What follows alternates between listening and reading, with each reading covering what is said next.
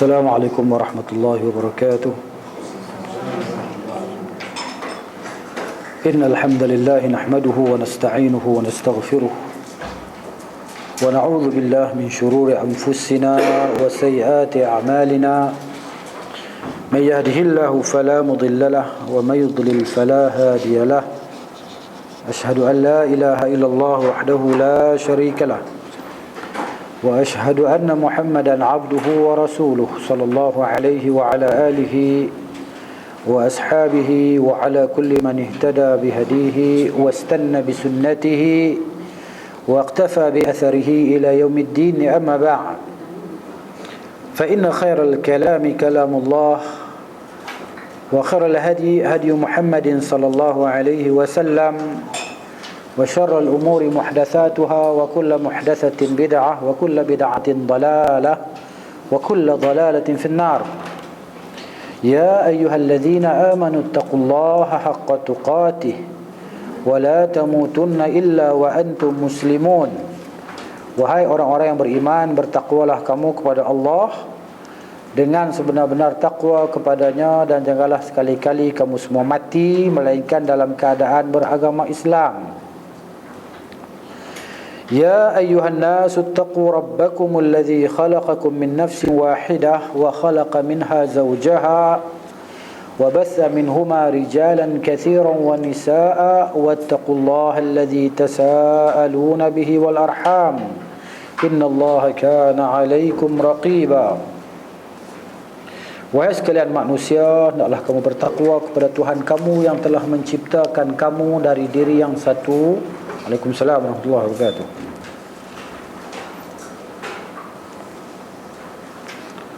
Dan darinya dia ciptakan pasangannya, dan dari mereka berdua ditebarkan lelaki dan wanita yang ramai. Hendaklah kamu bertakwa kepada Allah yang kepadanya kamu meminta hubungan silaturahim. Ya ayyuhalladzina amanu taqullaha wa qulu qawlan sadida yuslih lakum a'malakum wa yaghfir lakum dhunubakum wa man yuti'illaha wa rasulahu faqad faza fawzan 'azima. Wahai orang-orang yang beriman, hendaklah kamu bertakwa kepada Allah dan hendaklah kamu berkata yang benar. Barang siapa yang taat kepada Allah dan Rasulnya, maka dia telah mendapat kemenangan yang besar. Allahumma la sahla illa ma ja'altahu sahla wa anta taj'alu hazna idha syi'ta sahla. Allahumma rabbi shrah li sadri wa yassir li amri wahlul 'uqdatam min lisani yafqahu qawli wa aqulu wa billahi at-taufiq. Alhamdulillah, malam ni kita sambung lagi kajian kita terhadap buku Zadul Ma'ad. Kita baca buku kita Zadul Ma'ad. Alhamdulillah, sampai kita ke muka surat 122, pemboikotan di suatu lembah, kemudian kematian Khadijah binti Khuwailid radhiyallahu taala anha, dan kematian paman Nabi sallallahu alaihi wasallam iaitu Abu Talib, yang mana nama dia Abdul Manaf. Abu Talib nama dia Abdul Manaf, terkenal dengan Abu Talib, bapa kepada Ali, ya, radhiyallahu taala anhu. Dan misi dakwah ke Taif, ini dibincang tajuk ni malam ni insya-Allah. Tajuk pemboikotan di suatu lembah. Gangguan kaum Quraisy terhadap Rasulullah sallallahu alaihi wasallam semakin meningkat. Maknanya bila Nabi dah Allah Taala kata fasda' bima tu'mar, kan, maka buatlah apa yang telah engkau diperintahkan, sampaikanlah dakwah, kan, wa anzir ashiratakal aqrabin, sampaikanlah berita peringatan yang menakutkan kepada kaum kerabatmu yang terdekat, kan. Allah Taala perintahkan Nabi sallallahu alaihi wasallam bangun, ya ayyuhal mudaththir qum fa'anzir wa rabbaka fakabbir wa thiyabaka fatahhir. Hai wahai orang yang berselimut, bangun, berilah peringatan. Jadi bila dah Nabi SAW cerita bahawa dia adalah Rasulullah, Nabi bagi peringatan tentang neraka, untuk mereka yang menyemutukan Allah Ta'ala. Nabi bagi khabar gembira tentang syurga untuk mereka yang taat, yang beriman kepada Allah Subhanahu Wa Ta'ala, yang kufur terhadap ta'ud, iaitu yang disembah selain daripada Allah Ta'ala. Jadi bila macam tu, maka semakin meningkatlah penentangan dan penindasan yang dilakukan oleh kaum musyrikin Quraisy kepada sahabat-sahabat Nabi radhiyallahu ta'ala anhum, yang terdiri daripada golongan mustadhafin, golongan-golongan yang lemah. Al-mustadhafin, golongan-golongan miskin, lemah, hamba sahaya. Itu dia kebanyakan pengikut Nabi SAW. Beginilah dia kita panggil sunnatullah. Yang ikut kebenaran ni kebanyakannya orang-orang yang lemah. Orang yang hebat-hebat ni dia nak jaga kedudukan dia, pangkat dia. Dia kalau ikut pun lambat sikit. Itu dia. Mereka memboikot beliau sallallahu alaihi wasallam. Akhirnya mereka memboikot sallallahu dan keluarganya di salah satu lembah Abu Talib. Maknanya kampung Abu Talib. Kan Abu Talib duduk dengan anak-anak dia apa semua, ada rumah anak-anak dia. Jadi di situ kampung ataupun di tepi lereng bukit macam itulah. Maka mereka boikot selama 3 tahun. Sebahagian versi riwayat mengatakan selama 2 tahun. Ketika bebas dari pemboikotan, beliau sallallahu alaihi wasallam telah berusia 49 tahun. Ni maknanya riwayat ni disebut oleh al-Imam Muhammad bin Shihab Az-Zuhri. Az-Zuhri ni maknanya dia ni lahir, dia ni kita panggil ulama tabi'in, lahir dia ni wafat yang lahir pada 58 Hijrah, tahun 58 Hijrah dia lahir. Az-Zuhri yang cerita kata Nabi itu ketika selesai pemboikotan tu, maknanya umur Nabi 49 tahun. Siapa yang cerita? Iaitu Az-Zuhri, Al-Imam Muhammad bin Shihab Az-Zuhri. Ini ulama kibar, ulama tabi'in besar ni. Dia lahir pada tahun 58 Hijrah. Pada tahun dia lahir, tahun itulah wafatnya Aisyah Ummul Mukminin radhiyallahu taala anha, tahun 58 Hijrah. Tulis bila kalau orang tanya kita Aisyah mati bila? Tahun 58 Hijrah. Kan? Mana ada maklumat tu dekat kita? Siapa kata? Dalam kitab kata. Bukan ustaz kata kan. Jadi gitu. Jadi maknanya ulama mu'arrikhin, ulama tarikh ni depa tulis, ulama rijal depa tulis tarikh lahir dan tarikh wafat seseorang ulama. Itu dia. Ni wafat dia pada tahun 58 Hijrah Aisyah. Tahun itulah lahirnya Al-Imam Az-Zuhri. Ni. Maksud dia ni Imam Zuhri dia maksud dia ada sumbangan yang sangat besar dalam bab tadwin hadis, susun semula hadis. Al-Imam Az-Zuhri. Jadi orang belajar ilmu hadis orang kenal lah Az-Zuhri ni siapa. Walaupun dia dah 1000 tahun lebih dah mati. Kan? Tapi orang yang belajar hadis sampai hari ni dah berkenal. Bila sebut Muhammad bin Shihab Az-Zuhri, dia ni memang kenal. Kan? Dia lahir pada tahun 58 Hijrah, dia wafat pada 124 Hijrah. Jadi mana orang yang belajar ilmu hadis ni dia kena belajar juga bab tarikh, dia panggil wafayatul a'lam, kematian para ulama. Bila ulama ni mati, dia wajib tahu.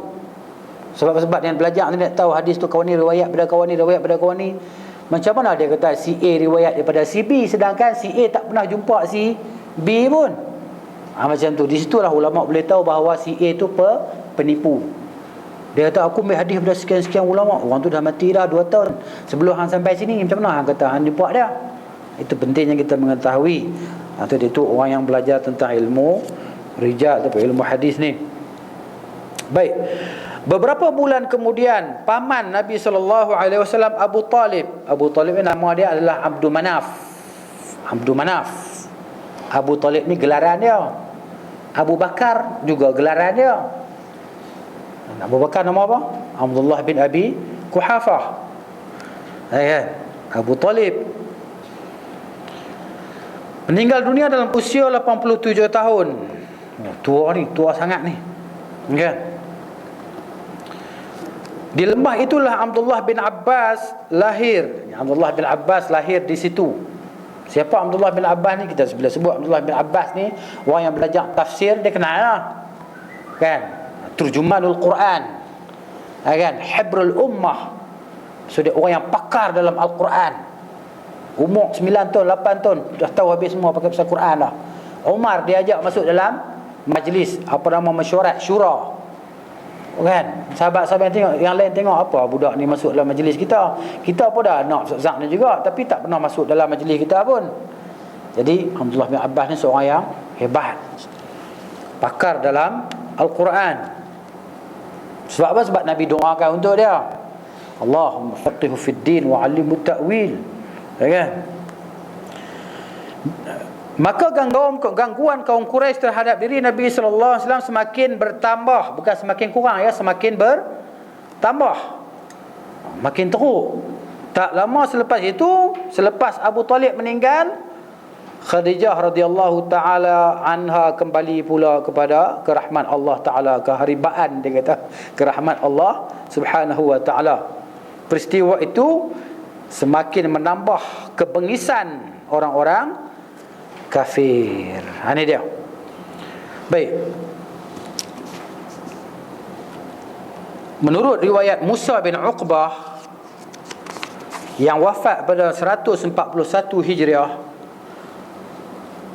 bahawa kaum musyrikin mengusir Bani Hashim daripada kota Mekah ke lereng gunung.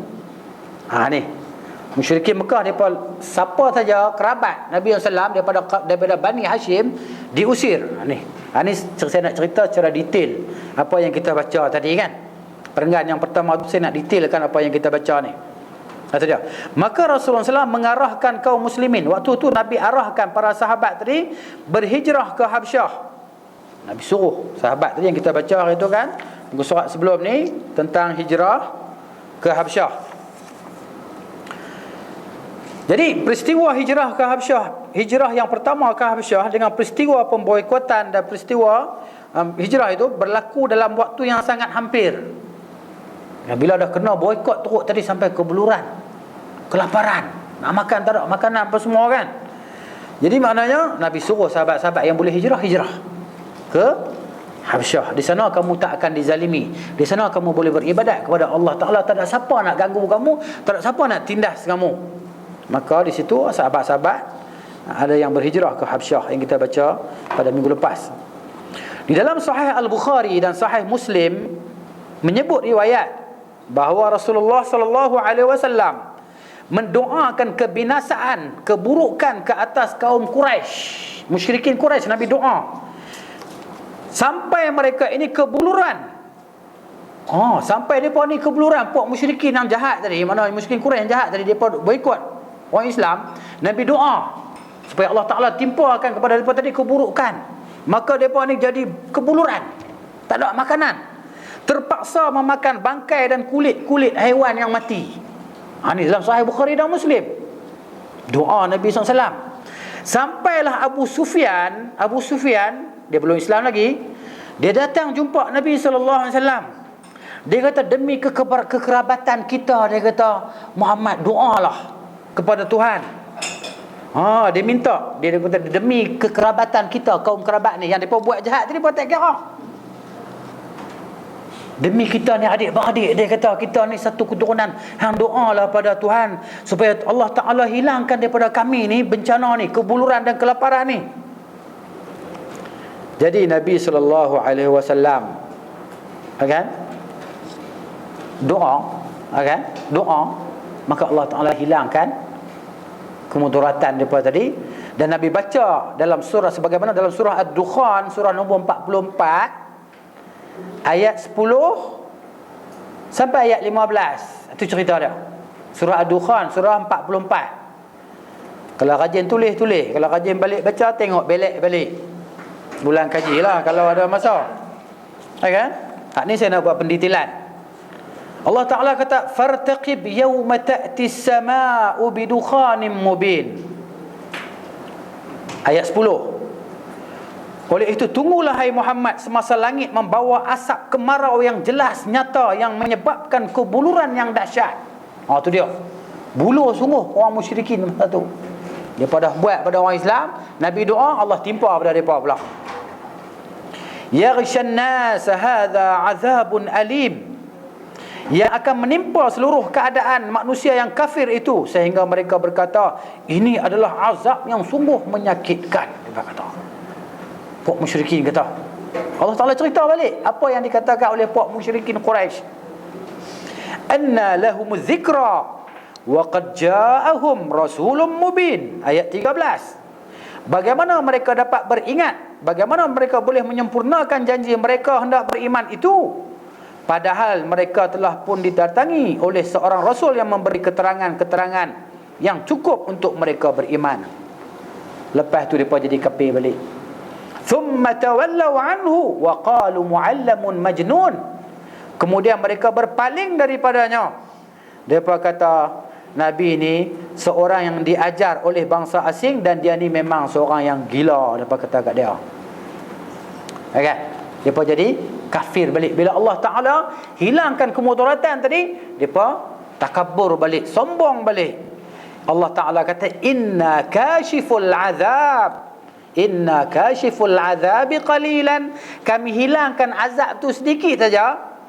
Allah kata, innakum aidun, kamu akan buat balik. Allah Ta'ala kata, kamu akan buat balik, kamu akan buat huru hara balik, kamu akan susahkan orang Islam balik. Memang betul pun mereka buat macam tu. Bila Allah Ta'ala hilangkan azab tadi, jahat baliklah, lupa balik apa yang mereka buat yang Allah Ta'ala sebut. Ini disebut oleh Al-Imam Al-Bukhari dan Muslim dalam kitab sahih mereka.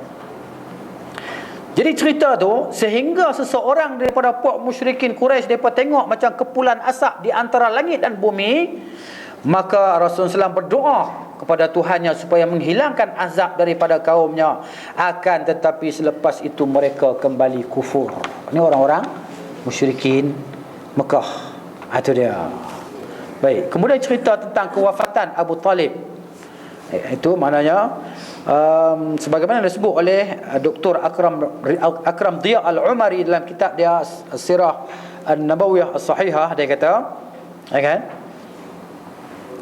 Jadi maknanya ketika Abu Talib dia nak mati, cerita masa dia nak mati tu, di kampung dia datang pembesar-pembesar Quraisy ni. Di antara dia Abu Jahal lah. Abu Jahal ni orang besar, ya kan? Itu dia. Depa paksa dia supaya apa? Supaya jangan dia keluar daripada agama nenek moyang, dan supaya jangan dia masuk Islam. Jadi maknanya di sini Dr. Akram Diya Al-Umari dalam kitab sirah dia ambil, dia bawa hadis riwayat Al-Bukhari, ya kan?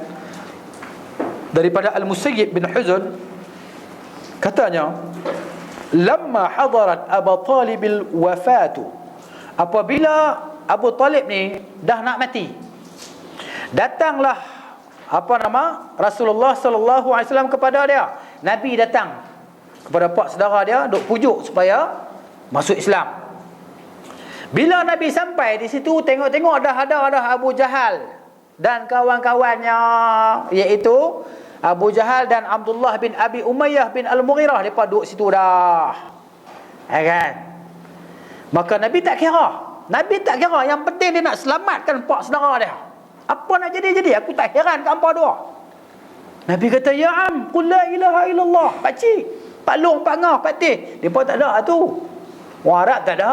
Pak Long, Hak Sulong, Pak Ngah nombor 2, Palang nombor 3, Pak Teh nombor 4. Pak Nak, Pak Teh, Pak Nak, Palang, tak kira lah kan.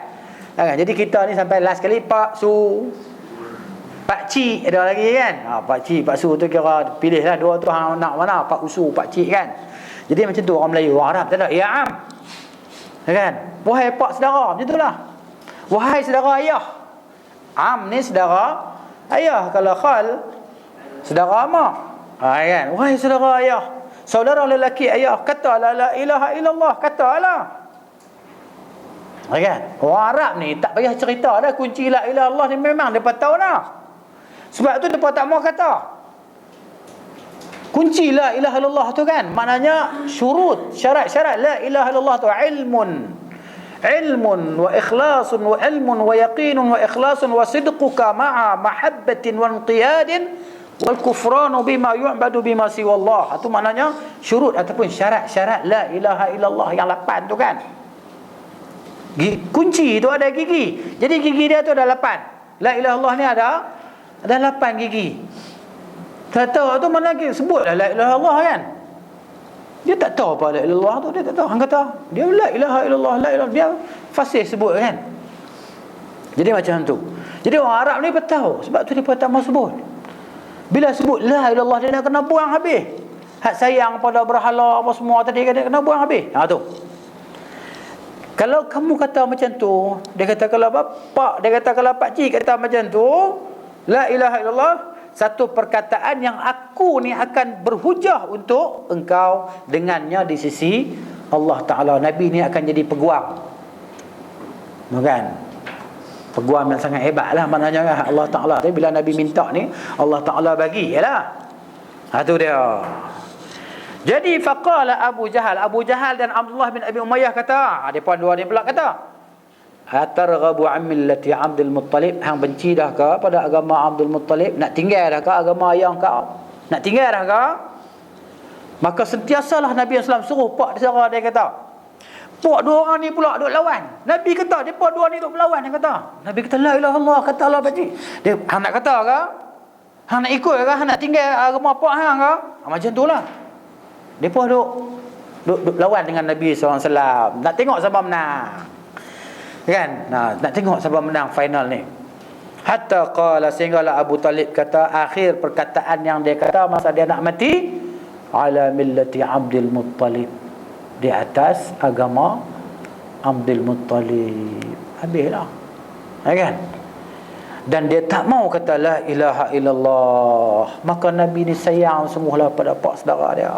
Nabi kata nak buat macam mana? Nabi kata sallallahu alaihi wasallam, wallahi la astaghfiranna laka ma lam unha anka, demi Allah aku akan mohon ampun kepada Allah Taala untuk engkau selama mana aku tidak dilarang darinya. Kan?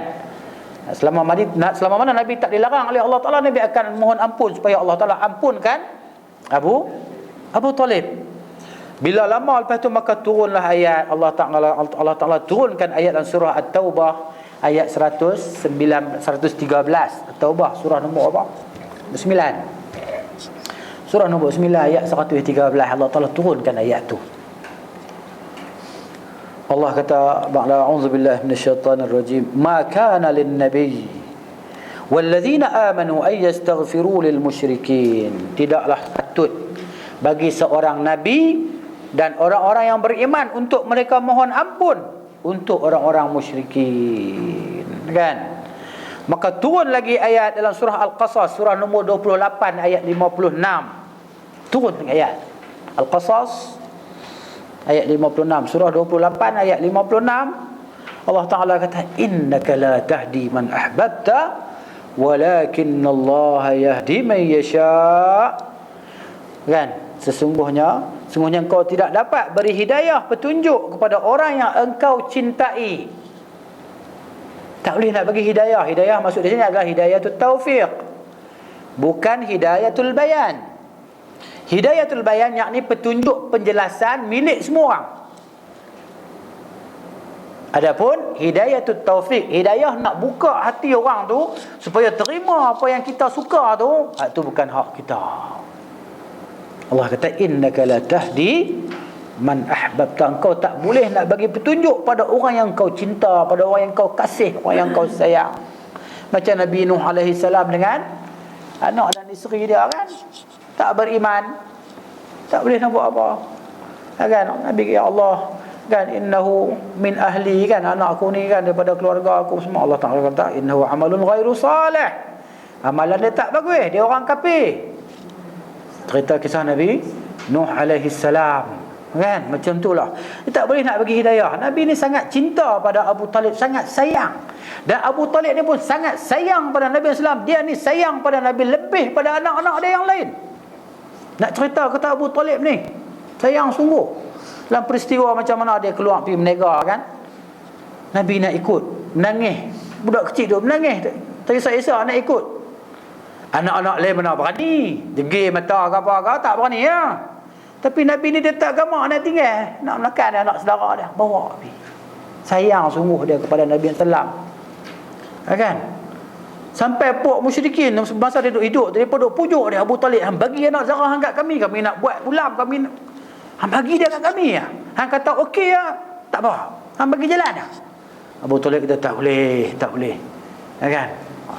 Mana dia tahan, dia jaga sungguh Nabi SAW. Dia cerita kata dia ni sangat sayang pada Nabi SAW, dan Nabi pun sangat sayang pada Abu Talib. Tapi mati dalam keadaan musyrik. Akan tetapi Allah beri hidayah kepada siapa yang dia kehendaki. Itu dia. Baik, di dalam Sahih Muslim pula. Tadi saya baca dalam Sahih Al-Bukhari. Dalam Sahih Muslim, kalau siapa dalam Sahih Muslim ada buku Sahih Muslim, boleh rujuklah yang apa nama hadis nombor 25 kan. Sahih Muslim terjemahan kan. Kalau tak ada boleh order kat Syekh kan, Syekh Adi kita. Kan? Itu dia. Kitab Sahih Muslim. Tajuk dia nombor 25 hadis tu, cerita tentang apa nama hadis riwayat Abu Hurairah radhiyallahu taala anhu, ya kan? Cerita bahawa Nabi SAW suruh Abu Talib katalah pakcik, la ilaha illallah asyhad laka biha yaumal qiyamah, aku jadi saksi untuk engkau dengannya pada hari kiamat.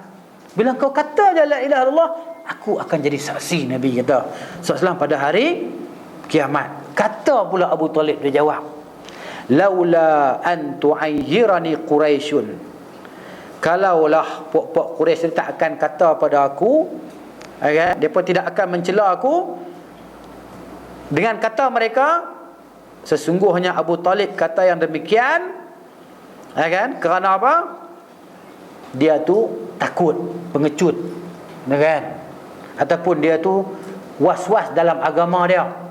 Kalau mereka tak kata macam tu, kalaulah aku tak takut mereka kata macam tu, nescaya aku akan kata apa yang kau nak kata, apa yang kau nak aku kata, hai Muhammad. Tapi aku tak mau kata, aku takut nanti puak Quraisy kata kat aku, apalah Abu Talib ni tak tegas, tak tetap pendirian, matilah kalilah agama lain, bukan agama tok nenek dia.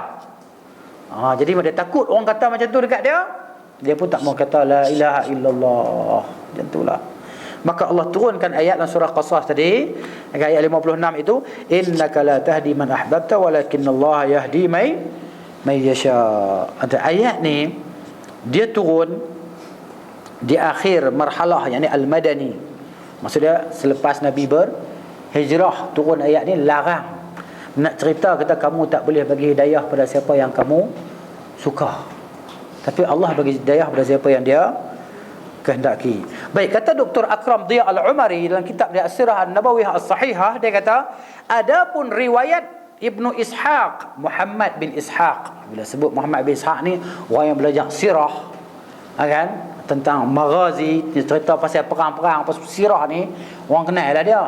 Setengah ulama tak terima dia, setengah ulama kata kalau dia riwayat dengan cerita, dia kata aku dengar, kan, ada lafaz, kata mana lafaz dia dengar riwayat secara bersambung, maka diterima riwayat dia. Tapi kalau dia kata riwayat an, daripada, maka riwayat tak diterima, kan. Tapi kalau orang tolak terus riwayat Muhammad bin Ishaq ni, maknanya lebih daripada separuh kisah maghazi orang tolak habis, cerita sirah, kan.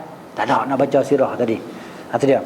Di sini kata Dr. Akram Dhiya Al-Umari, ada pun riwayat Muhammad bin Ishaq yang menyebut bahawa Al-Abbas melihat kepada bibir Abu Talib yang bergerak. Al-Abbas sebenarnya saudara laki-laki dia lah, kan.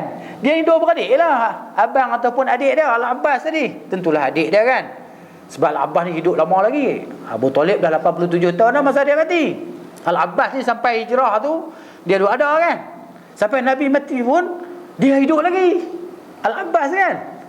Ingat tak masa hadis kisah Umar Al-Khattab, dia kata dulu kami bertawasul dengan Nabi kami SAW, sekarang Nabi dah wafat dah, kami bertawasul kepada bapa saudara Nabi SAW, iaitu Al-Abbas. Abbas tolonglah doa bagi Allah Ta'ala turunkan hujan, bertawasul dengan Al-Abbas. Dulu mereka bertawasul dengan Nabi SAW masa Nabi masih hidup. Tapi orang lah dia kata Allahumma inna natawassalu ilaika binabiyyikal amin. Dalam khutbah-khutbah Jumaat di mana-mana saja di Malaysia kita ni. Di luar Malaysia saya tak tahulah, wallahu alam, Singapura ke Indonesia ke Thailand saya tak tahulah, kan. Duk dengar di mana-mana, Allahumma inna natawassalu ilaika binabiyyikal amin. Tu khatib atas mimbar kata, ya Allah, kami bertawassul kepada engkau dengan nabi engkau al-amin. Padahal Umar kata, dulu kami masa Rasul SAW masih hidup, kami bertawassul dengan Rasul. Tapi bila Rasul SAW dah wafat, kami bertawassul kepada bapa saudara Rasul SAW, iaitu Al-Abbas. Itu dia. Baik, kata Al-Abbas, nak cerita riwayat ni adalah riwayat yang dhaif, ya, riwayat yang tak sahih. Bahawa Al-Abbas dia tengok mulut Abu Talib bergerak, macam kata la ilaha illallah, ya. Lepas tu dia kata dekat Nabi, dia kata, demi Allah wahai anak saudaraku, aku nampak bibir saudara aku bergerak, dia sebut apa yang kamu suruh. Nabi kata, aku tidak mendengarnya. Tapi maknanya sanad ni dhaif, cerita ni tak sahih.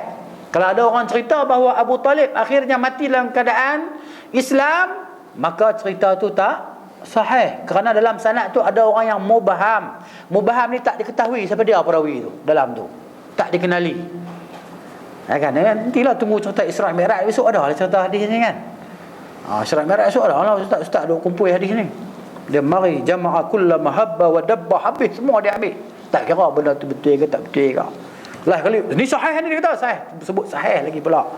Hadis Syiah pun dia kata sahih. Dan macam satu cerita, satu ketika lu saya duduk dalam reban ayam di rumah bulan puasa. Kan duduk dalam reban ayam, duduk paku tu kan. Depa biasa bulan puasa ada tazkirah sebelum buka puasa. Ada ustaz tu. Nama dia saya ingat lah, tapi saya tak mahu sebut lah. Kan? Dia kata ni dia nak galakkan orang supaya jadi zuhud pada dunia. Kan? Dia tak suruh orang jadi miskin kot. Tapi dia kata apa? Tengok sahabat Nabi Abdurrahman bin Auf ni, sahabat Nabi ni masuk syurga ni, merangkak ni. Dia kata ni hadis ni sahih. Allah, saya terlepas hemah dalam tangan. Tak terlepas kot, wallahualam cerita ni kan. Jadi macam tu. Sebut sahih pula cerita tu kan. Masjid mana? Masjid Sungai Pelong lah. Dia rakam, Allah habis aku. Okay. Tapi saya bukan pemohong. Kan? Tapi saya dengar sendirilah ni. Dia pun pasang speaker tu kuat kan. Sampailah ke rumah kita, duduk laku bayam tu pukul kan. Tu dia. Allah, nak cerita kata ustaz.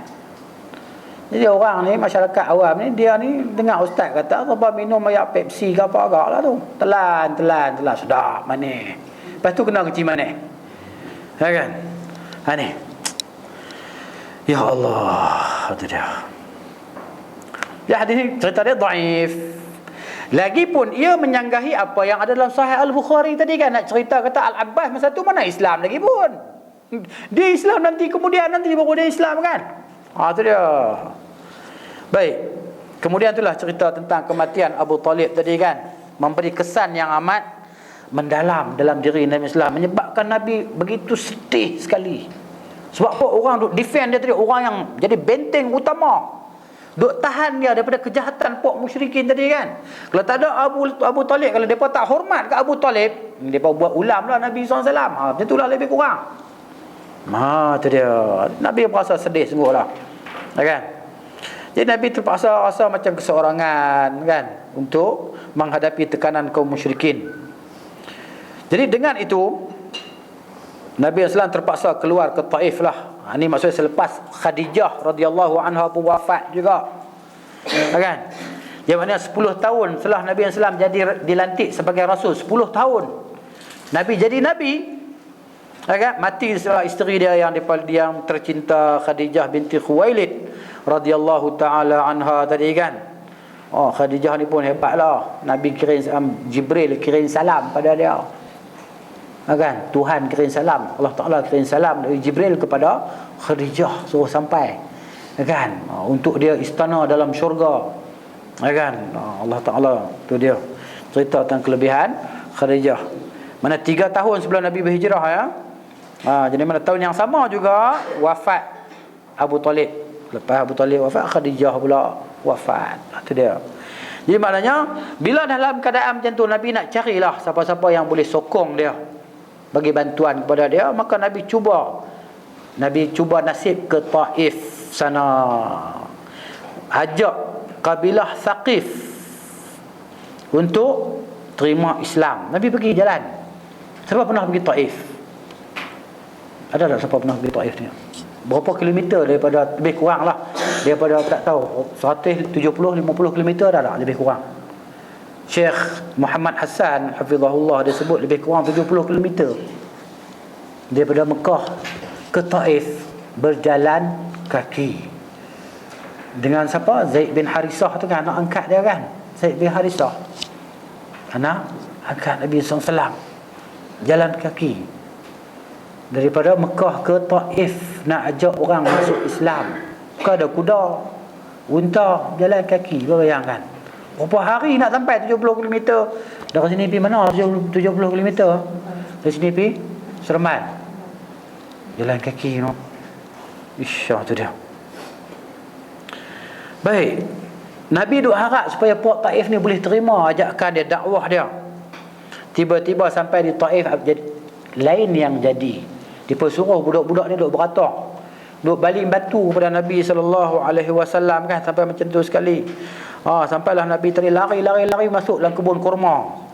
Dua orang anak Rabi'ah, dua orang anak kepada Rabi'ah duduk dalam tu, kan? Sehinggalah ada dua orang tu tengok dia kesian.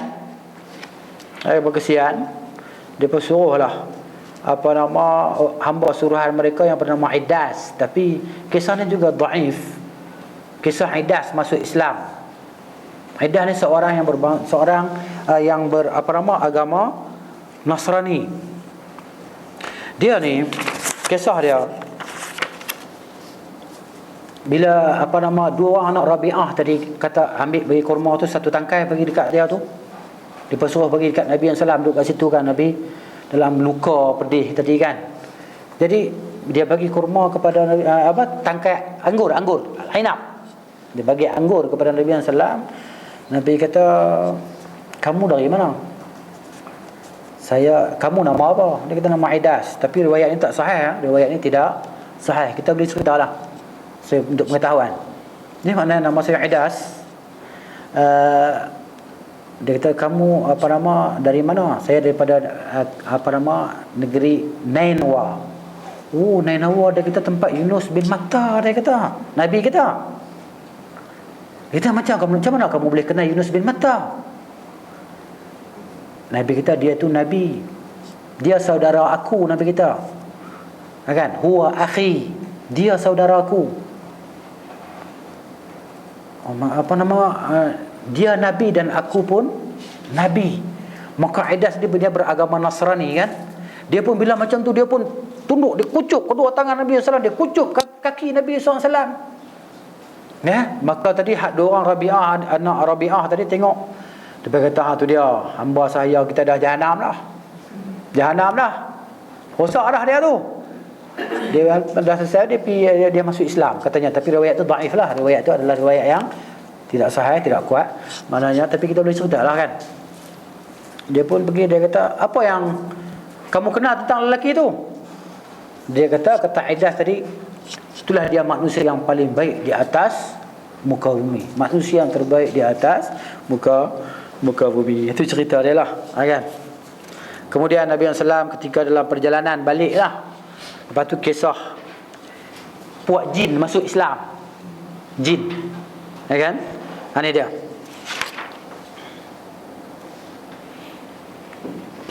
Satu hadis, cerita hadis dalam Bukhari, bahawa Nabi SAW kembali daripada pergi ke Taif. Cerita dia Nabi pergi ke Taif. Nak cerita kata puak beberapa jin tadi masuk Islam. Bila Nabi pergi ke Taif, kan, dia ada dua kisah ya. Satu kisah Nabi pergi ke Taif, satu kisah lagi kisah Islam jin waktu yang lain. Dan waktu Islam jin masa di Taif tu ada kisah yang lain.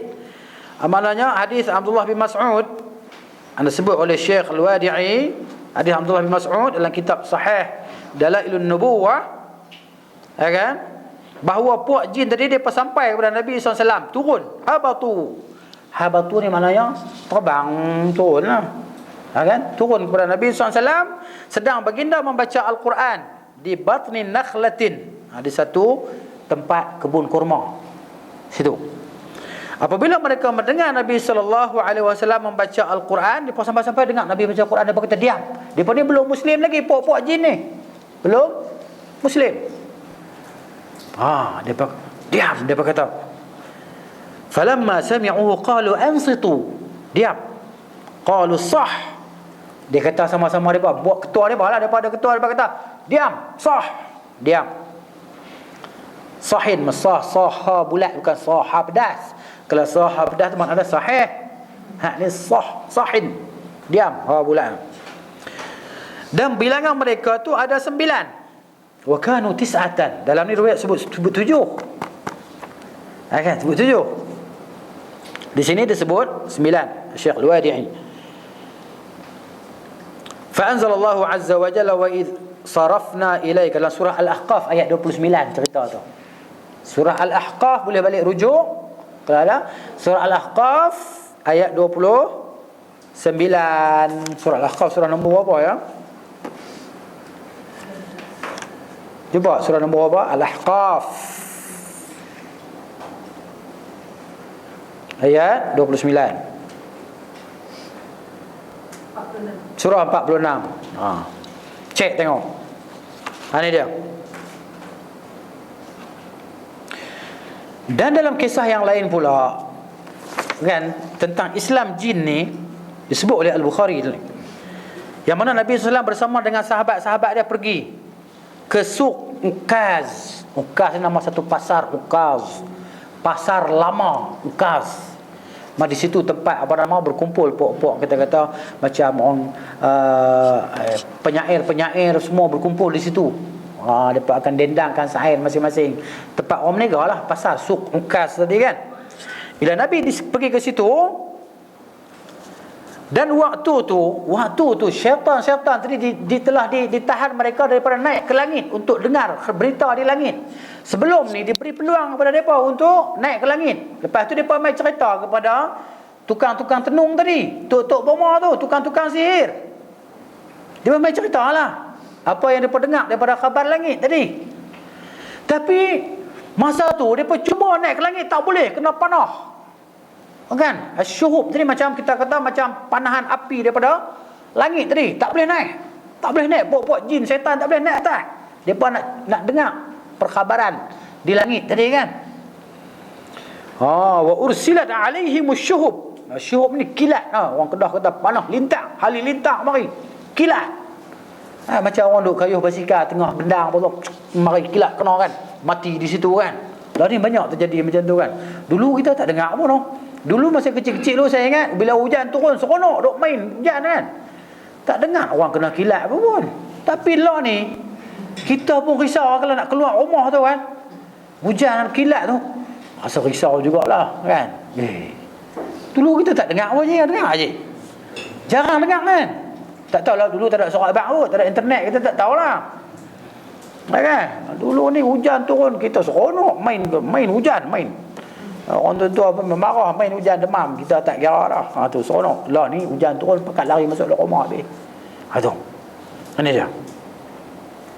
Maka kembalilah oleh para syaitan tadi, depa bila cuba naik ke atas tak boleh, depa turun bawah. Depa duk bincang sama depa, malakum faqalu malakum. Depa kata apa dah jadi ni? Tak boleh naik ke atas ni, apa dah jadi? Faqalu hila bainana wa baina khabaris samai. Kita dah kena tahan dah daripada naik ke atas, tak boleh naik dah. Siapa pun tak boleh naik dah. Puak ni boleh terbang lah cerita dia. Kan? Dan kita ni kalau kita cuba naik ke atas, kita akan kena kilat tadi, kita akan kena panah tadi, halilintar. Depa kata ma hala bainakum wa baina khabaris sama illa ma hadath. Tidak menghalang kamu semua ni daripada naik ke atas, melainkan ada sesuatu, pasti ada sesuatu yang berlaku. Bincang sama-sama depa ni, puak-puak jin syaitan tadi. Maka pergi cari, fadribu masyariqal ardi wa magharibaha. Pergi cari masing-masing berselerak di atas muka bumi, hampa pergi cari. Tengok apa yang dah berlaku ni sampai kita ni tak boleh naik atas. Pergi cari. Fanzuru ma hadzal amru alladhi hadath. Tengok apa yang dah jadi ni. Maka pakat pergi carilah berselerak atas muka bumi ni puak jin. Fadarabu masyariqal ardi wa magharibaha, berselerak sebelah timur dan sebelah barat. Habis. Kutub utara selatan habis depa api. Yang zurun daripada tengok apa benda yang dah jadi ni sampai depa ni tak boleh naik ke langit. Kata perawi ni, maka pergilah mereka cari. Ada yang pergi sampai ke Tihamah, sampai kepada Rasul sallallahu alaihi wasallam. Ada sebahagian daripada depa tadi sampai kepada Nabi sallallahu alaihi wasallam di kebun kurma tu. Sedang Nabi itu menghala ke arah Ukaz, pasar Ukaz. Dan baginda sedang solat fajar bersama dengan para sahabat dia. Tu dia bila puak jin ni sampai di situ. Falamma sami'ul Qur'ana tasamma'u lahu. Bila dia dengar Nabi baca Quran, duduk diam. Dengar Quran elok, dengar elok Quran. Faqalu, depa kata, inilah dia yang menghalang kita daripada naik ke langit untuk dengar berita di langit. Okay? Maka depa dengar Nabi baca Quran. Baliklah depa tadi kepada kaum depa. Depa kata, ya qaumana inna sami'na Qur'anan ajaba. Surah Jin. Ayat dalam surah Jin. Ya qaumana inna sami'na Qur'anan ajaba. Wahai kaum kami dengar Quran yang sungguh ajaib. Yahdi ila rusydi, yang memberi petunjuk kepada kebenaran. Fa'amanna bihi, maka kami beriman dengan Al-Quran. Depa jin tadi beriman. Walan nusyrika bi rabbina ahada, sampai bila-bila kami tak akan syirik dengan Tuhan kami. Berimanlah puak jin tadi. Wa anzalallahu azza wa jalla ala nabiyhi sallallahu alaihi wasallam, maka Allah azza wa jalla turunkan ayat ni, surah Jin. Qul uhiya ilayya annahu istama'a nafarun qul uhiya ilayya annahu istama'a nafarun minal jinni faqalu inna sami'na qur'anan ajaba. Surah Jin turun cerita tu puak jin beriman. Nabi bukan tahu pun, bukan Nabi nampak pun. Allah Ta'ala yang cerita kepada Nabi sallallahu alaihi wasallam. Ini cerita dia. Baik. Ini nota saya, nota ni kan besok kita baca. Tak apalah, buku ni kita boleh baca sendiri kan. Nota saya buat ni bukan boleh baca kot. Ini bahasa Arab, saya melayukan dia, saya kedahkan dia. Kan? Boleh faham kot selain kedah je ya. Boleh, tak boleh angkat tangan tanyalah. Tu hak tak masuk kedah pekat masuk kedah pekat ni kan nak kena cari kamus Kedah pula lah, daripada selain pada kamus Indonesia kena cari kamus Kedah pula. Padahal saya lama dah tinggal Kedah pun, tapi lidah Kedah tu masih ada, bukan taksub fanatik Kedah tu dak lah, bukanlah kan. Macam orang Kelantan ada, orang Kelantan ada. Ya, orang Kelantan dia kan, tapi dia tak tahulah, wallah ada orang dia boleh ubah, tapi saya tak tahulah, susah. Nampak macam mengada-ngada pula kan. Nak ubah bahasa jadi bahasa Selangor di mana ke mana jadi macam tu pula. Susah. Allah Ustaz. Baik. Tapi ada juga hadis yang dhaif cerita pasal ni kan. Cerita tentang puak jin daripada Nasibin. Itu hadis yang dhaif. Disebut oleh oleh Ibnu Adi dalam kitab dia Al-Kamil fi Du'afa. Hadis tu ghairu mahfuz yang kita baca bawah ni kan. Yang kita tengok, cuba tengok footnote 97 bawah tu kan dia kata sanad riwayat hadis ni sanad riwayat hadis ini hasan kan. Tapi di sini Ibnu Adi dalam kitab dia kata hadis ni ghairu mahfuz. Hadis Abdullah bin Abbas ketika dia menafsirkan ayat wa id sarafna ilaika nafaran minal jin, ketika kami hantar kepada engkau beberapa orang daripada puak jin, kan? Li'annahum qala, karena dia tu kata kanu sab'ata nafarin. Puak jin ni ada tujuh jin. Orang 7 jin lah, bukan 7 orang, 7 jin lah. Depa kata 7 ekor jin. Hang nampak ke jin tu ada ekor? Kita bukan kena jin tu rupa aku lah. 7 jin lah, bukan 7 ekor jin. Kan? 7 jin. Depa ni 7 jin daripada puak Nasibin. Nasibin ni ada riwayat mengatakan dia ni satu wilayah, satu tempat dia di sebelah utara Syam. Satu tempat Yang mana dia kata Madinah tu lebih kurang dah wujud sejak 2000 tahun sebelum miladi, sebelum Masihi, dikatakan macam itulah. Dan dikatakan pula bahawa Nasibin ni satu tempat dekat Yaman. Dekat Yaman dan Iraq. Maksud disebut Nasibin ni kerana apa? Tempat tu dia ni banyak kebun kurma, pokok-pokok buah ni banyak. Dan dia ni banyak tempat-tempat yang berair. Kita panggil apa? Lembah yang berair kan? Banyak. Sebab tu dipanggil Nasibin katanya. Maka Nabi SAW tadi lantik mereka sebagai utusan kepada kaum mereka yang 7 tadi. 7 jin tadi. Mereka mari kepada Nabi, mereka dengar Quran, mereka belajar agama, mereka balik. Nabi hantar mereka sebagai utusan. Tapi riwayat tu disebut oleh Ibnu Ali dalam kitab Al-Kamil fi Du'afa, hadis ghairu mahfuz, hadis tak terpelihara, dhaif lah. Itu dia. Baik. Kemudian kita dah habis dah tentang, saya tak baca, tak apalah pun otak ni, cuma kita dengar cerita tentang kisah sekelompok jin dah mendengar Al-Quran. Kemudian kita masuk pula mana kisah sikit Nabi SAW, peristiwa Nabi ke Taif, secara hadis panjang sikit lah. Hadis panjang lagi peristiwa Nabi ke Taif. Biar kita dengar sikit hadis cerita Al-Bukhari, Muslim ni cerita tentang macam mana peristiwa di Taif tadi. Sangat menyayat hati, sedih sungguh kita dengar kisah Nabi tadi kan. Hadis Aisyah radhiyallahu taala anha, hadis riwayat Al-Bukhari, nombor dia 3231. Kalau ada kitab Al-Bukhari di rumah lah, kalau ada di rumah boleh cek lah 3231. Tapi maknanya nak cerita kata tak sama cetakan tadi. Kadang-kadang nombor dia lari sikit, kan? Tapi boleh cek tengoklah betul ke tak cetakan sama ni kan, cetakan ni sama betul ke tidak ke. Nombor hadis tu 3231 dalam Al-Bukhari. Daripada Aisyah radhiyallahu taala anha, dia kata kepada Nabi sallallahu alaihi wasallam. Dia maknanya ingat balik nostalgia lama. Dia kata, ya Rasulullah, pernah tak datang kepada engkau ya Rasulullah hari yang lebih teruk daripada hari Uhud? Maknanya Aisyah ni tanya, dah lama lah selepas perang Uhud tu kan. Peristiwa ni, mana kisah ni ceritanya perbualan, dialog antara Nabi SAW dengan Aisyah radhiyallahu anha ni, maknanya tentulah selepas perang Uhud kan. Jadi Aisyah tanya Nabi, ya Rasulullah, perang Uhud tu dah teruk dah, Nabi luka dan patah gigi sallallahu alaihi wasallam.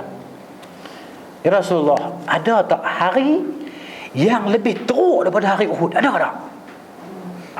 Tu dia. Nabi kata, laqad laqitu min qaumika ma laqitu. Sesungguhnya Nabi kata, aku dah dapat, aku dah rasa apa yang aku rasa daripada kaum engkau, hai Aisyah. Nabi kata, cerita lama lah tadi di Mekah dulu, cerita lama ni. Wa kana ashadda ma laqitu minhum yaumal aqabah. Nabi kata, hari yang paling teruk aku dapat daripada kaum kau ialah pada hari Al-Aqabah. إذ عرضت نفسي على ابن عبد يليل bin Abdi Kalal. Ketika Nabi kata, aku bentangkan diriku, aku bawa diri aku pergi kepada kabilah Ibnu Abdi Yalil bin Abdi Kalal, aku ajak dia kepada Islam kabilah ni. Falam yujibni ila ma aradtu. Dia tak terima ajakan aku, dia tak mau ikut aku. Aku ajak dia kepada Islam, dia tak mau. Abdul Yalil bin Abdi Kalal. Kalau bila macam tu, bila depa tak mau tadi, fantalaqtu wa ana mahmumun ala wajhi, maka aku pun pergi, aku dalam keadaan duka cita yang amat sangat, sedih yang amat sangat. Aku pergi macam tu saja. Sampai Nabi tadi pergi macam tu sedih, tak perasan, tak sedar. Falam astafiq, aku tidak macam dalam keadaan yang tak sedar macam itulah, jalan. Illa wa ana biqarnis sa'alib, tiba-tiba aku berada di satu tempat yang bernama Qarnus Sa'alib. Farafa'tu ra'si, bila aku sampai di Qarnus Sa'alib, balik dari Taif ni, aku angkat dongak kepala aku ke atas. Bila aku dongak kepala aku, fa idza ana bi sahabatin qad azallatni, tiba-tiba aku berada di bawah awan yang sedang melindungi ataupun meneduhiku. Fanazartu, maka aku tengok, fa idza fiha Jibril, tiba-tiba atas awan tu ada Jibril alaihi salam. Jibril fanadani, maka Jibril dia panggil aku. Dia kata, innallaha qad sami'a qawla qaumika laka wa ma raddu alaik. Sesungguhnya Allah telah mendengar perkataan kaummu kepadamu dan penolakan mereka terhadapmu. Wa qad ba'atsallahu ilaika malakal jibal. Allah telah mengutuskan kepadamu, hai Muhammad SAW, malaikat gunung, lita'murahu ma syi'ta fihim, supaya engkau perintahkan dia apa yang engkau inginkan terhadap mereka. Fanadani malakul jibal, maka malaikat gunung pun panggil aku. Fasallama alayya, dia bagi salam. Assalamualaikum ya Rasulullah, bagi salam. Thumma qala, bila dia bagi salam dia kata, ya Rasulullah, ya Muhammad, ya Muhammad, wahai Muhammad. Faqala dhalika fima syi'ta, kata dia, hai Muhammad, ikut suka engkau, suruh. Lepas tu dia bagi, dia suruh, Nabi suruh dia pula, dia bagi cadangan pula pada Nabi. Dia bagi cadangan pada Nabi, in syi'ta, kalau kamu wahai Muhammad, an utbiqa alaihimul akhsyabain, kalau kamu nak aku hempapkan mereka dengan dua gunung kiri kanan ni, mau tak? Dia bagi cadangan pula pada Nabi SAW. Tapi Nabi jawab macam mana? Faqala an-nabiy sallallahu alaihi wasallam, bal arju, bahkan aku harap. Nabi tu harapan dia besar sungguhlah, kan? Ay yukhrijallahu min aslabihim, bahawa Allah akan keluarkan daripada sulbi mereka, may ya'budullaha wahdahu la yusyriku bihi syai'an, mereka yang akan mengesahkan Allah Ta'ala saja, tidak akan menyekutukan Allah dengan sesuatu pun. Kita tengok hari ni macam mana. Ada tak orang sembah berhala di Jaziratul Arab? Ada tak orang sembah berhala di tanah haram? Tak ada. Semuanya beriman kepada Allah Ta'ala dalam keadaan muwahhidin, mengesahkan Allah Subhanahu wa Ta'ala. Ini hadis riwayat Al-Bukhari. Dalam Muslim pun ada cerita yang sama, nombor 1795, tapi dia punya lafaz lain, makna dia sama saja. Hadis dia, makna dia sama. Itu dia. Ada hadis dhaif yang kalau kita baca dalam muka surat kita ni, footnote, muka surat 123 tu, okay? Muka surat 123 tu, dalam perjalanan pula beliau SAW mengucapkan doanya yang sangat masyhur tapi dhaif, lemah. Hadis ni lemah. Syekh Al-Albani rahimahullah taala dia sebut hadis ni dhaif dalam kitab dia. Okay? Dalam fiqh sirah, dalam kitab fiqh sirah, Al-Albani rahimahullah dia dhaifkan hadis ini. Begitu juga kisah iddah tadi juga adalah dhaif. Sebab apa? Ibn Ishaq dia mari dengan sanad yang mursal. Bila mursal tak ada, mursal tu pada mursal tu maknanya dia sebut hadis, dia tak sebut sanad. Dia terus sebut Nabi kata, kan? Dia sebut tak sampai kat sahabat, dia tak sebut sahabat, kan? Dekat tabi'in terus kepada Nabi kata, itu mursal. Belajar apa nama ulum hadis, tahulah benda tu mursal ke apa musnad ke benda, kan? Tapi cerita bila tak faham pun tak apalah, kan? Tapi cerita juga tu. Baik, hadis dhaif ni macam mana yang kita baca tu lah tu, kan? Footnote 99 di bawah tu, kecil tulisan nak kena pakai kanta, kan? Tak apa nak nampak aje nak pakai kanta, kan? Tapi tak apalah. Tapi ceritanya hadis adalah hadis yang dhaif. Saya boleh bacalah lafaz dalam bahasa Arab dia. Ketika Nabi, dikatakan ketika Nabi ni balik pada Taif dalam keadaan sedih yang amat sangat tadi, kan?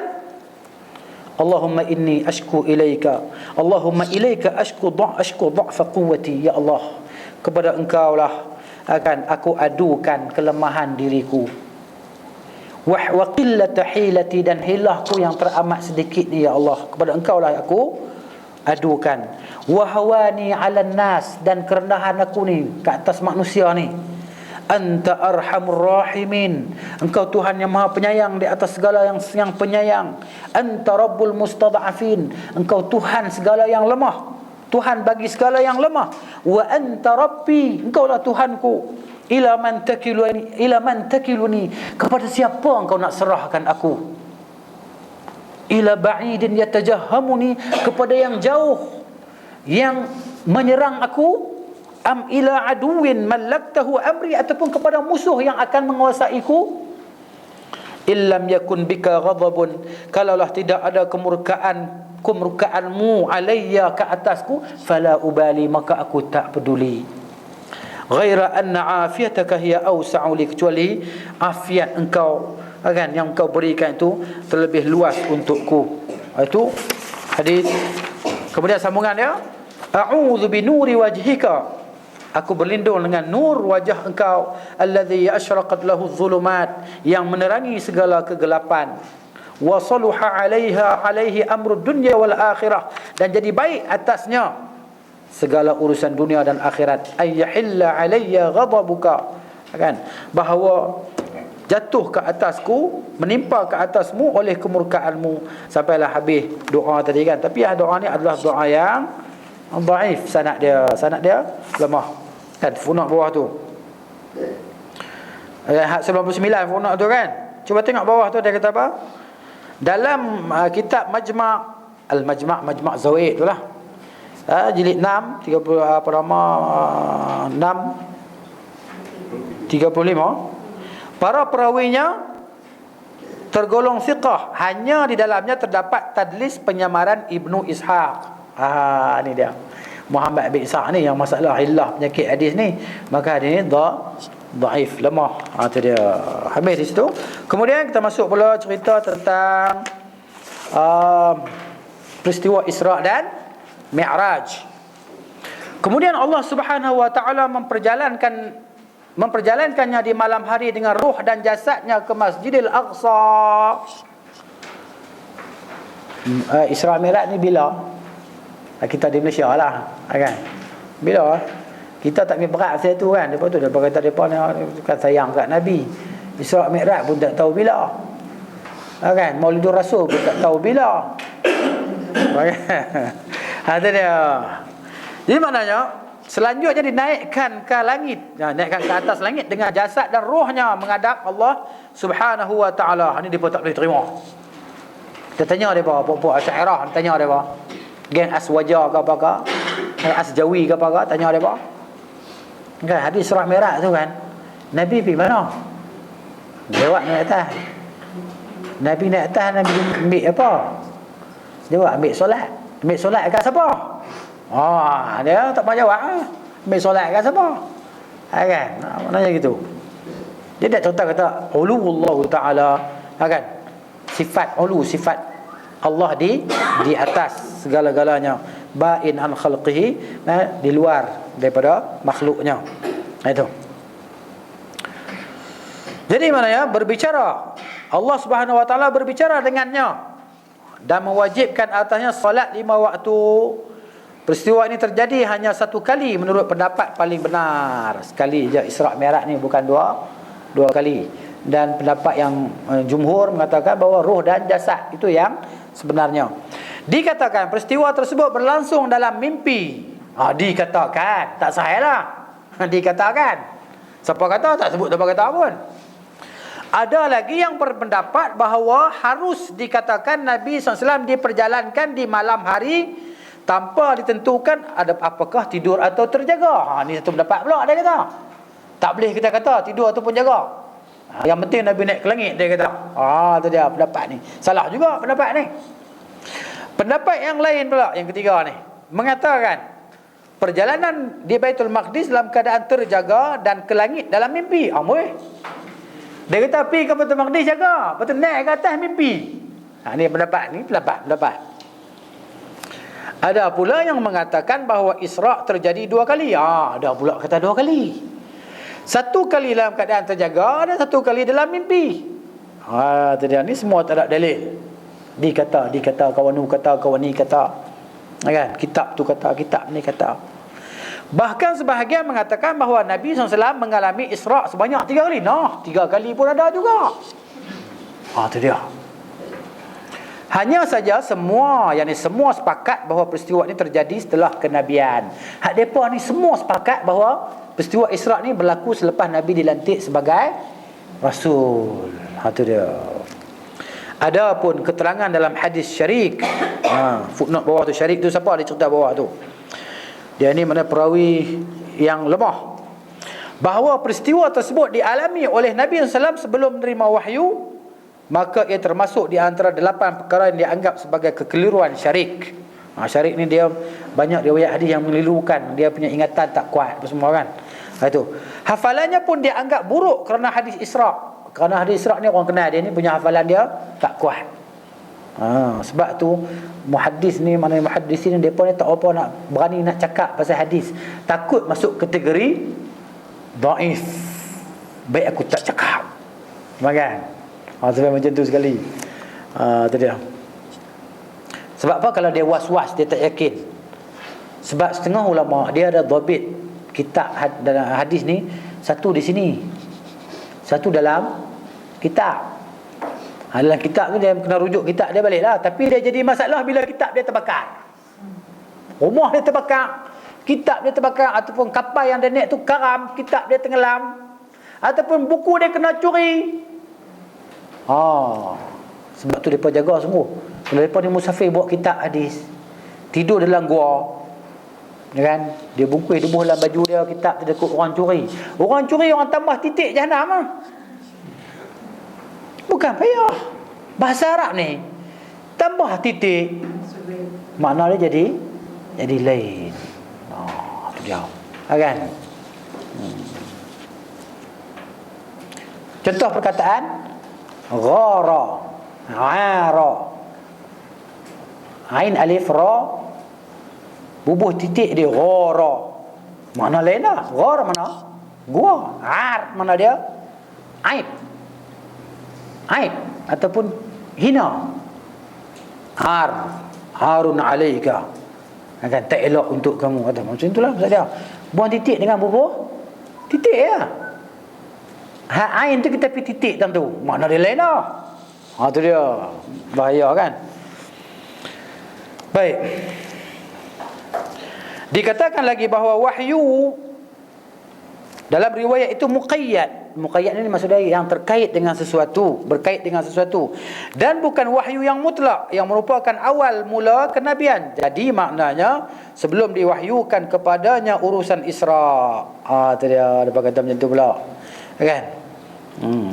Bahkan beliau SAW diperjalankan pada malam Isra' secara tiba-tiba tanpa didahului pemberitahuan. Wallahu a'lam.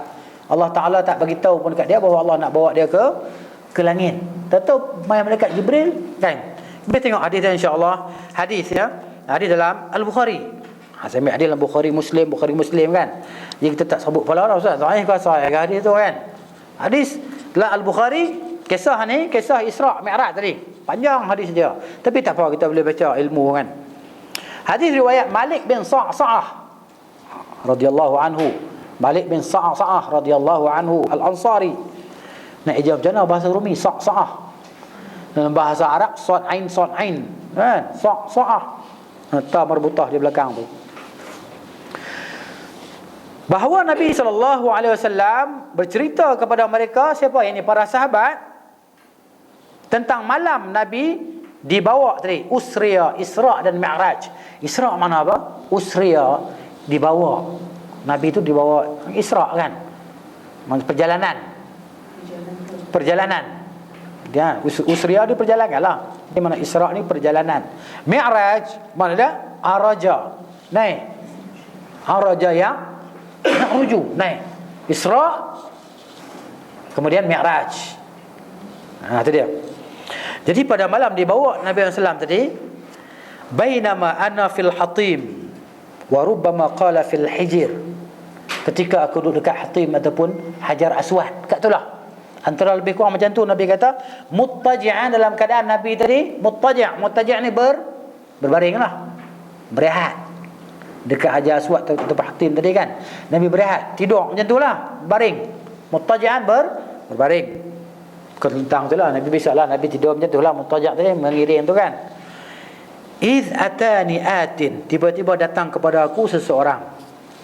Qala wa sami'tuhu yaqul, kata Malik bin Sa'sa'ah, aku dengar Nabi kata, fasyuqqa, maka dibelah, baina hadhihi wa hadhihi, maka dibelah di antara ini dan ini. Faqultu lil jarud wa huwa ila jambi, Aku berkata kepada Al-Jarud, perawi juga lah, yang dan dia berada di sebelahku, ma ya'ni bihi, apa maksud ni? Kan? Qala min thagrati nahrihi ila sya'ratihi, dia belah di sini sampai ke bawah ni, kan, sampai ke ari-ari ni, belah. Wa sami'tuhu yaqul min qissati ila sya'ratihi fastukhrija qalbi, maka Nabi kata dikeluarkan hatiku, dikeluar. Seperti Jibril belah tadi kan, operate Nabi SAW, dikeluarkan hati. Thumma utitu bitastin min zahabin, maka dibawa satu besen bekas daripada emas, mamlu'atan imanan, bekas dipenuhi dengan keimanan, dibawa kepada Nabi SAW, kan, bekas daripada emas yang dipenuhi dengan keimanan. Faghusila qalbi, maka dibasuh hatiku tadi dengan keimanan. Thumma hushiya thumma u'ida, kemudian dimasukkan, kemudian dikembalikan balik, tutup balik, kan. Thumma utitu bidabatin dunal baghal wa fawqal himar, dan aku dibawa dengan satu kenderaan, tunggangan haiwan yang mana dia tu lebih, dia kecil sikit daripada baghal, kecil sikit daripada baghal. Baghal ni apa, kacukan pada unta dengan apa kan? Baghal, keldai, kan? Kecil sikit pada baghal dan besar sikit daripada himar, keldai. Kenderaan tu macam mana kan? Abiyat, warna putih. Huwa al-buraq, dia adalah buraq ya Abu Hamzah, kata Al-Jarud, perawi hadis kepada ni. Qala Anas, kata Anas, na'am, ya.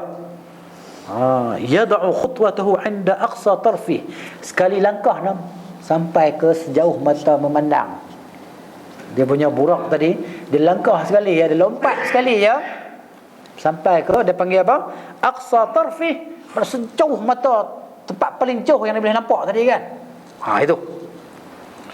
Fa humiltu alaihi, maka aku dibawa di atas buraq tadi. Fantalaqa bi Jibrilu, maka Jibril pun bawa akulah hatta atis sama'ad dunya. Di sini dalam hadis ni tak cerita. Dalam hadis ni tak cerita bahawa Nabi di mana sampai ke Baitul Maqdis, Nabi solat di situ, ikat buraq dia di apa nama, satu halaqah, satu tempat apa nama, di pintu Baitul Maqdis tu kan. Dan Nabi solat bersama dengan para anbiya di situ. Ni tak cerita. Dalam hadis yang lain dia cerita di Bukhari juga. Jadi lafaz ni banyak hadis. Kata dia. Nak ceritanya terus naik ke langit. Maka dibawa aku naik ke langit dunia, fastuftiha, maka dibuka, diminta supaya dibuka pintu langit. Maka malaikat langit tanya, ada jaga pintu tu, man hadha, siapa ni? Qala Jibril, dia kata Jibril. Qila wa man ma'aka, dia kata siapa ada sama kau? Siapa ada? Qala Muhammad, dia kata bersama aku Muhammad. Wa qila wa qad ursila ilaihi, dah diutuskan dia. Malaikat di langit pun tak tahu juga, sebab tanpa tak beritahu.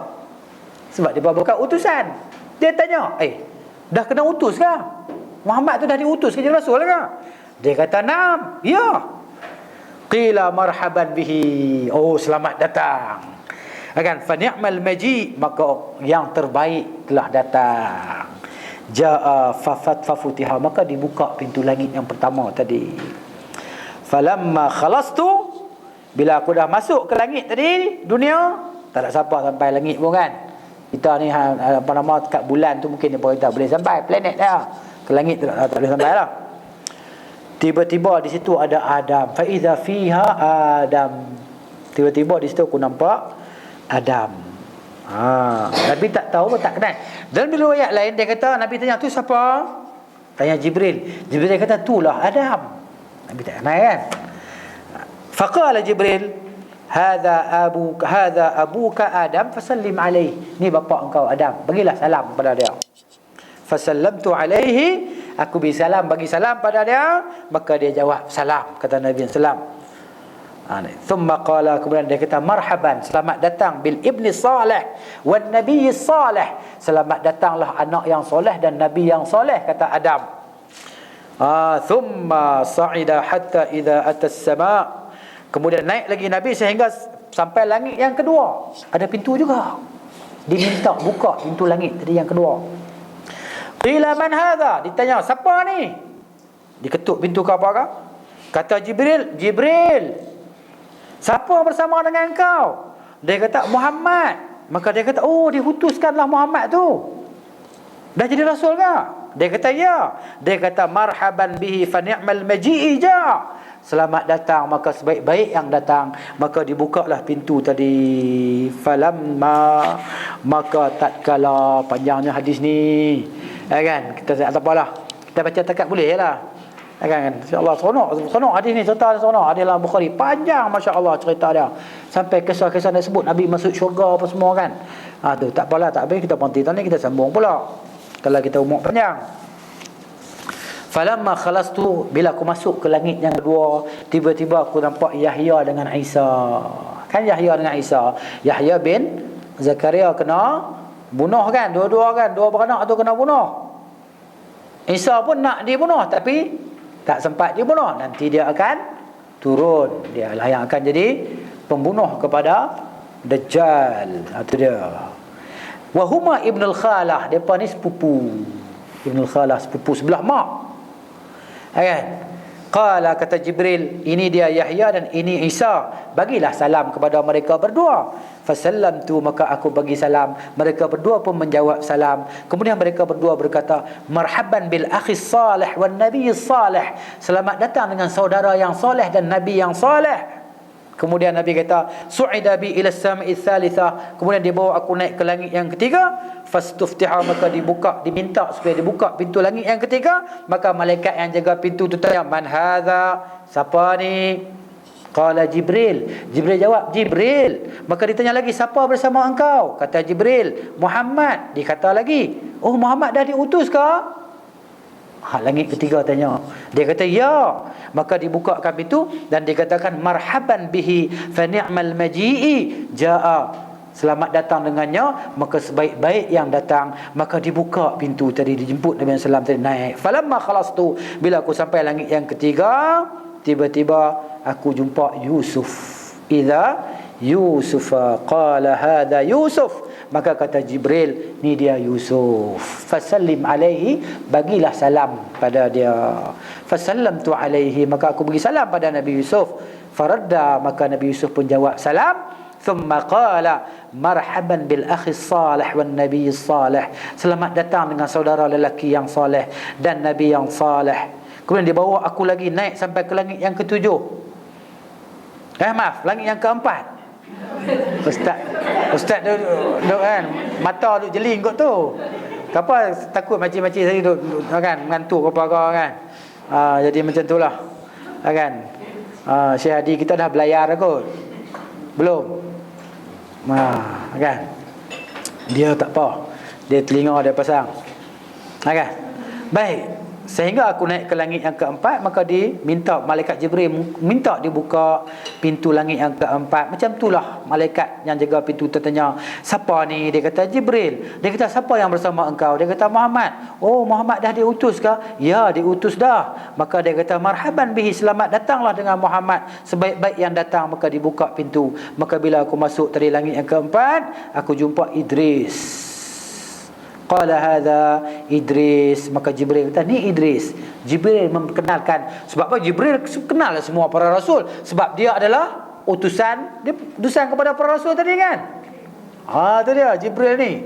Depa kata chief malaikat dia kata. Okay, ketua para malaikat. Itu dia Jibril alaihi salam. Itu.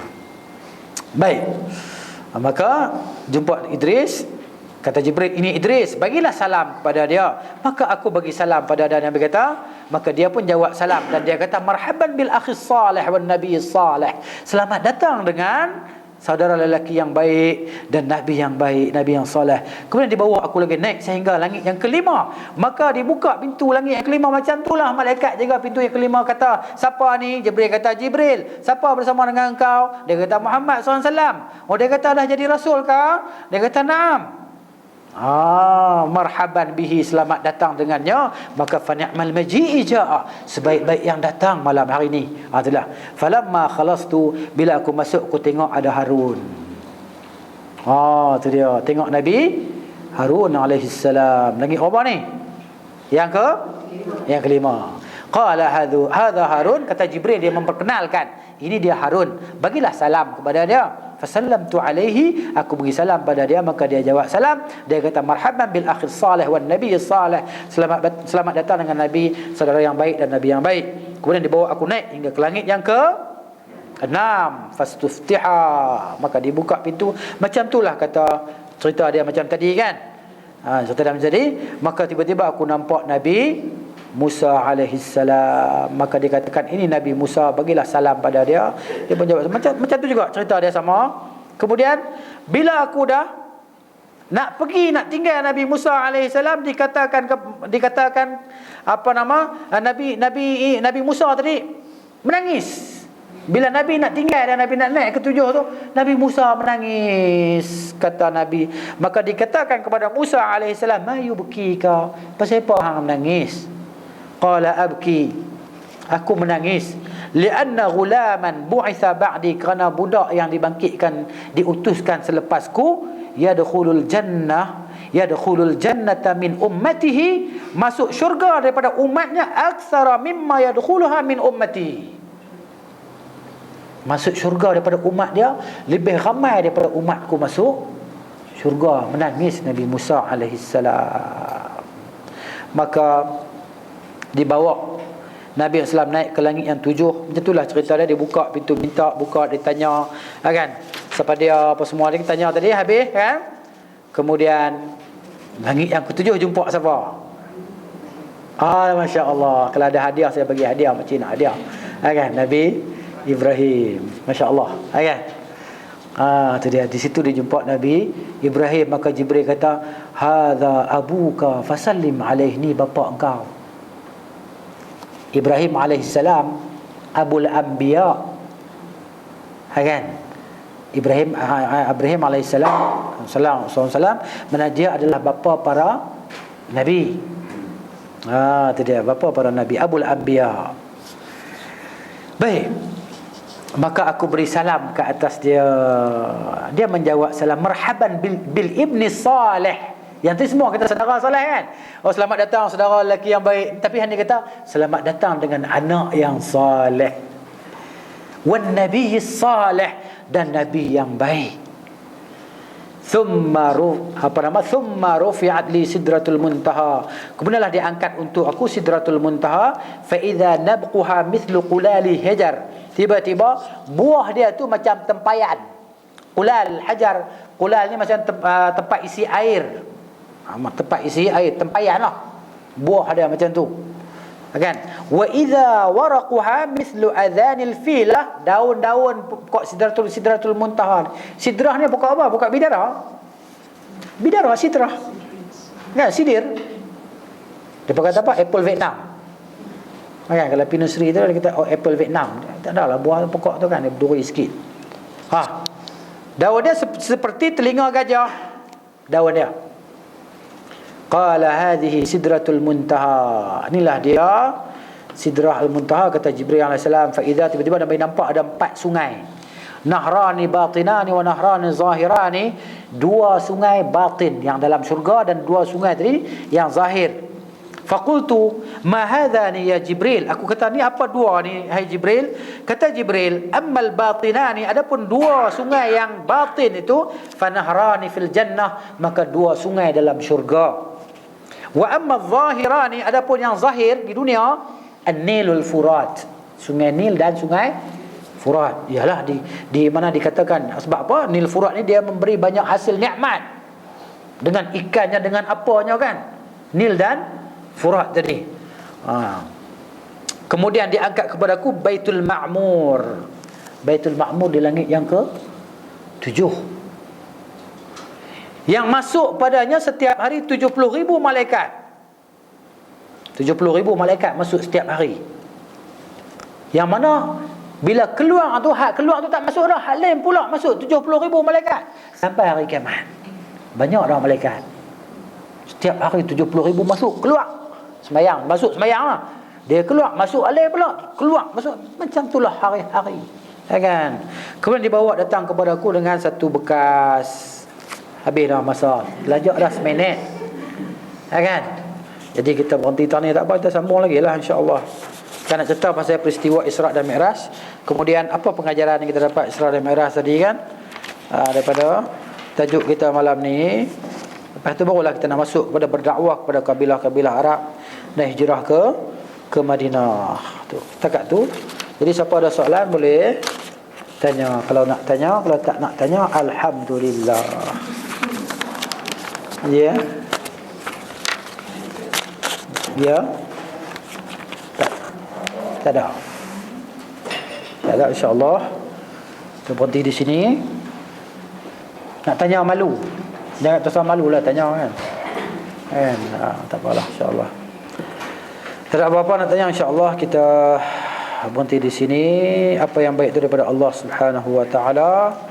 Salah silap itu kesilapan saya sebagai manusia, kita mohon ampun kepada Allah Subhanahu wa taala di atas segala kesilapan.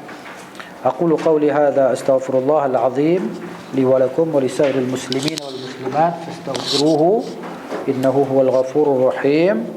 Subhanakallahumma wa bihamdika asyhadu an la ilaha illa anta astaghfiruka wa atubu ilaik. Wallahu ta'ala a'lam bis-shawab. Assalamualaikum warahmatullahi wabarakatuh.